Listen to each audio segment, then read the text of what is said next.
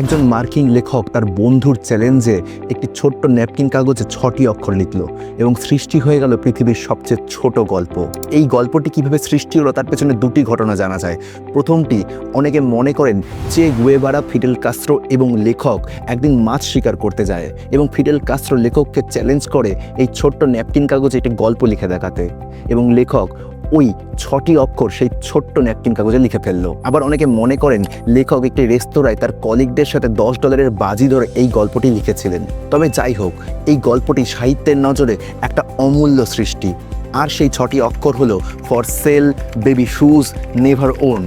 বাংলা করলে বিক্রির জন্য শিশুর জুতো ব্যবহৃত নয়। আচ্ছা, আমি গল্পটি বুঝিয়ে বলছি।